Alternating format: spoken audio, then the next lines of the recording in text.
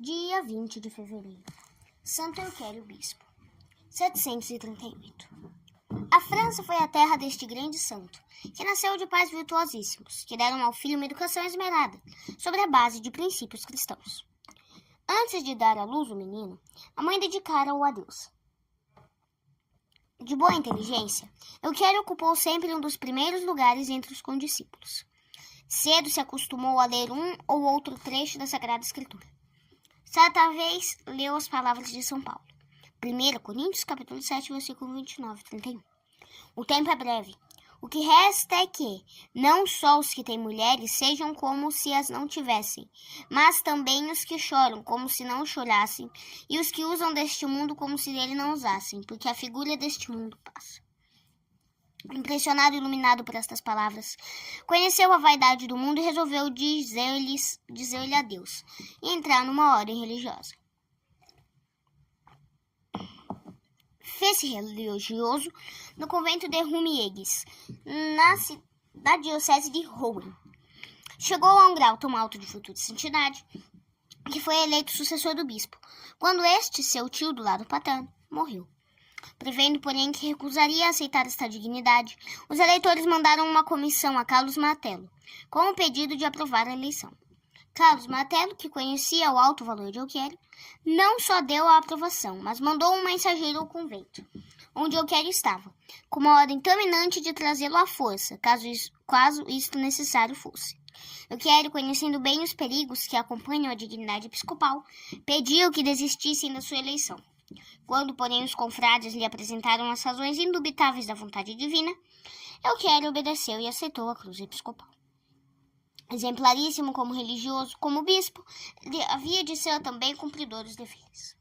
Zelava pela dignidade dos templos, a sacerdotes dava instruções sobre a vida clerical e para os diocesanos era apóstolo e pai. Com a maior pontualidade fazia as visitas pastorais, procedendo nelas com toda a prudência e energia. A maior parte dos seus bens distribuiu entre os pobres e necessitados. A bondade e condescência sabia associar, se preciso fosse, energia e rigor, sem acepção de pessoas. Quando Carlos Martello, para poder continuar a guerra contra os sarracenos, quis lançar a mão dos bens da igreja, achou enérgica resistência da parte do bispo. Este, convencido da justiça da causa, tomou a si as consequências desse proceder, e pouco se incomodou com as iras do poderoso mordomo. Como já conhecesse a inflexibilidade do Antistite em negócios de direitos da igreja, Carlos Martello concebeu a ideia de removê-lo ardilosamente da diocese. Passando por Orleans, convidou-o a acompanhá-lo na viagem a Paris. Chegados à capital, fez ao bispo a comunicação que de Orleans seria transferido para a colônia. Como em Orleans, também em Colônia era venerado e querido pelos diocesanos, o que ainda foi causa da sua remoção para Liege. 6 anos viveu assim no desterro, sem que os companheiros lhe tivessem ouvido uma só palavra de queixa ou censura contra os inimigos. Os últimos anos viveu no convento de São Trondon e teve uma morte santa, aos 20 de fevereiro de 738. As relíquias de Santo Euquério, que repousam na igreja do convento, foram glorificadas por inúmeros milagres. Reflexões. 1. Desde os primeiros momentos de vida, Santo Euquério foi consagrado a Deus. Os pais fizeram esta consagração porque assim julgaram cumprir um dever, de dar ao filho uma sólida e santa educação. Pais conscienciosos assim procedem, porque sabem que uma boa educação é a raiz, o fundamento de uma vida feliz. Pais que educam cristamente os filhos garantem-lhes a eterna salvação e salvaguardam a própria responsabilidade, que é muito grande.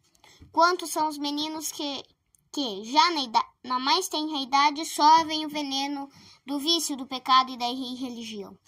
Quantos são os entezinhos infelizes que, em vez de bom exemplo, que têm direito de esperar dos pais, deles recebem um incitamento para o mal? Terrível será o julgamento dos pais que, desconhecendo sua alta responsabilidade, em vez de educar os filhos para Deus, assim entregam ao demônio. 2. A figura do mundo a cada instante muda.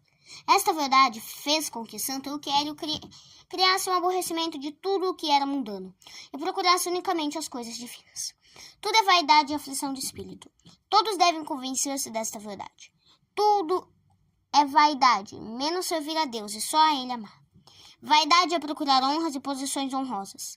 Vaidade é viver só para este mundo e esquecer-se do outro. Vaidade é amar o que é duradouro. Vaidade é amar o que é passageiro e não procurar o que é duradouro. Sábio é aquele que observa a palavra de nosso Senhor que diz: procurai tesouros no céu, onde nem a ferrugem nem a traça os destroem, e onde os ladrões não os desenterram nem furtam. Mateus capítulo 6, versículo 20.